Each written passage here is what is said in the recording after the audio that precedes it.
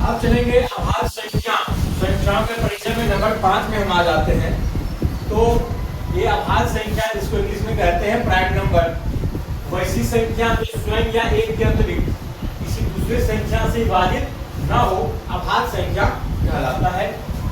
या इसको दूसरे परिभाषा में बोलेंगे, दूसरे शब्दों में बोलेंगे वैसी प्राकृतिक संख्या, तो सब तो प्राकृतिक संख्या ही है, तो वैसी प्राकृतिक संख्या जिसके केवल दो ही गुणनखंड हो अभाज्य संख्या कहलाता है। ये प्राकृतिक संख्या में बहुत संख्याओं का समावेश है, उसमें सबका अपना अपना गुणवत्ता होता है। तो ये क्या कहता है कि वैसी प्राकृतिक संख्या जिसके केवल दो ही गुणनखंड हो, दो से ज्यादा न हो अभाज्य संख्याएं कहलाता है।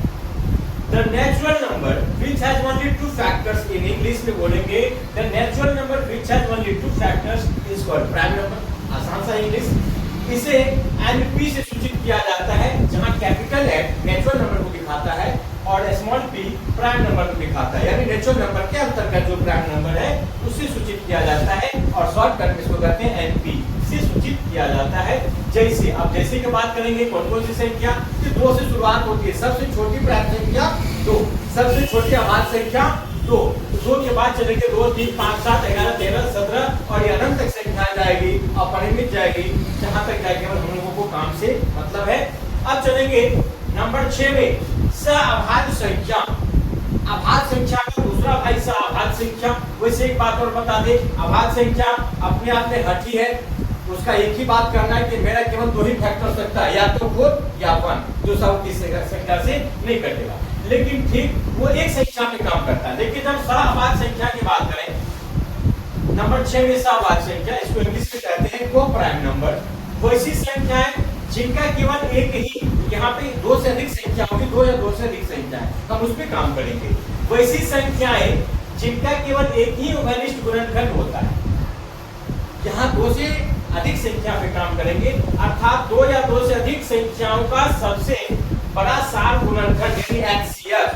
HCF को कहते हैं इंग्लिश में, इसका फुल फॉर्म होता है हाईएस्ट कॉमन फैक्टर, यानी हिंदी में कहते हैं इसको सबसे इसको कहते हैं महत्तम समापवर्तक। HCF जिसका 1 हो वे संख्या सअभाज्य संख्या कहलाती है। जैसे हम लेंगे 4 एवं 9, ये तो भाज्य है, भाज्य संख्या में आएगा, लेकिन यदि इस दोनों का हम HCF निकालेंगे तो इसका 1 आएगा, सार फैक्टर इसका जो हम यहाँ लिखे हैं कि सबसे बड़ा सार गुणनखंड दोनों संख्याओं का यदि हम फैक्टर करेंगे, दोनों में से हमको दोनों में मिलता जुलता संख्या जो इसमें हो वो इसमें भी वो है 1, तो वैसी संख्या उस देखिए कोई भी संख्या होगी 2 संख्या में काम करे या 2 से अधिक संख्या में काम करे, उसका कि सार गुणनखंड यानी कॉमन नंबर 1 आए तो उसे हम सअभाज्य संख्याएं कहते हैं। चलेंगे सअभाज्य संख्या के कुछ जो पॉइंट्स हैं उसको जानेंगे। ऑलरेडी हम बता चुके हैं, फिर से एक बार हम और बताना चाहेंगे कि सअभाज्य संख्याओं के जोड़े में कम से कम 2 संख्या होनी चाहिए। पहले हम बता चुके हैं सअभाज्य संख्या के लिए कम से कम 2 संख्या और अधिकतम 3, 4, 5 तक जा सकते, जितना भी ले सकते। नंबर दूसरा, सअभाज्य संख्या जरूरी नहीं कि अभाज्य संख्या होनी चाहिए, वो भाज्य भी हो सकती है। जैसे पहले बताया है उदाहरण में, जैसे 4 एवं 9, और ये हो गया भाज्य संख्या के लिए 2 संख्या जिसका कि 2 कॉमन फैक्टर, जिसका कॉमन फैक्टर 1 होगा दोनों संख्या का, और एक ले लिया अभाज्य संख्या में से, दोनों में एक एक जोड़ा है, यानी कि 2 संख्या से मिलकर सअभाज्य संख्या बनती है। नंबर तीसरा पॉइंट है सअभाज्य का, एक हमेशा किसी भी संख्या के साथ सअभाज्य होता है। कौन? एक हमेशा किसी भी संख्या के साथ सअभाज्य होता है। इसको इंग्लिश में आप डिफाइन करेंगे, हिंदी में तो हम बता चुके हैं पहले ही, इंग्लिश में भी इसका डिफिनेशन कर ले, डिफाइन कर ले। तो coprime numbers are those numbers that have only one common factor, namely 1, जिसका नाम 1 है, केवल एक ही कॉमन फैक्टर आएगा। That means a pair of numbers are said to be co-prime when they have their HCF as 1. Their HCF as 1. तो इसका HCF जब 1 आ जाए, वैसी संख्या, वैसी 2 या 2 से अधिक संख्याओं का जो समूह होता है उसे हम सअभाज्य संख्या कहते हैं। यहाँ पे हम 2 ही संख्या पर चर्चा कर रहे हैं। जैसे 13, 14, इसका भी हम यदि HCF निकाले तो 1 आएगा। 28, 57, इसका भी निकालेंगे तो 1 आएगा। 2, 97, इसका भी निकालेंगे तो 1 आएगा। और इस तरह के बहुत सारी संख्याओं का हम जोड़ा बना सकते हैं। ये थी सअभाज्य संख्या। अब हम नंबर चलेंगे 7 में, भाज्य संख्या। इसको यौगिक संख्या भी कहते हैं और अभाज्य संख्या जिसको भी हम लिख चुके हैं, अभाज्य संख्या को रूट संख्या कहते हैं, दूसरे नाम से जानते हैं। अभाज्य संख्या को रूट संख्या और भाज्य संख्या को यौगिक संख्या के नाम से जानते हैं। इसको इंग्लिश में कहते हैं कॉम्पोजिट नंबर। वैसी संख्या जो स्वयं एवं एक के अतिरिक्त किसी दूसरे संख्या से भी विभाजित हो।